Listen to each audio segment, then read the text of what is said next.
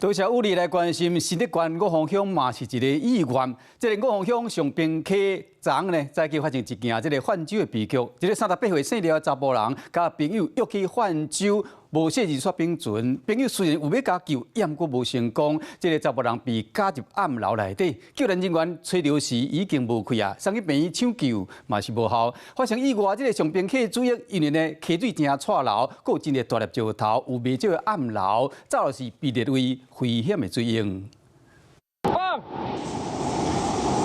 溪水是真错流，救援人员游船要甲患者送出去，经过2粒大石头，船小可掉一个，摔落来就冲去山壁。救援人员就赶紧甲锁扭掉，画面是真惊险。代志发生伫咧昨一透早，有7个介意急流泛舟的好朋友相招到新竹来泛舟，其中第6只出发的廖姓查甫人无细离着冰船，试3届想要冰冰，毋过拢失败，因为有穿救生衫，就选择甲船分开。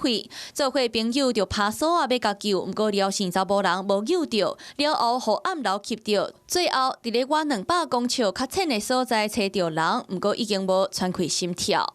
此处急流还有暗流密布，已夺取数条人命。其实事发地点新竹县的上边溪，早就互列做危险的水域，是禁止佚佗甲活动。因为当地溪水真错流，着高冰船，加上阁有真侪大石头，若是互暗楼吸着，渡水危险指数有90%。过去就户外佚佗的专家来翕，2粒大石头之间，水面顶的光粒仔水阁看袂出来，不过水面下的速度是真紧，手机互吸走，无到底点3秒就无看的。即马阁传出渡水的意外，阁是伫咧列做危险水域的新竹县上边溪，就算救援人员赶到现场，甲人找着，不过地形真狭，阁因为落大雨，增加救援的困难。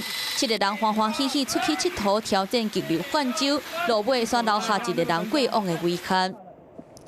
Hello， 大家好，我是林依文。想要抢先掌握最及时的新闻资讯吗？赶快订阅、按赞、开启小铃铛，锁定华视新闻的 YouTube 频道。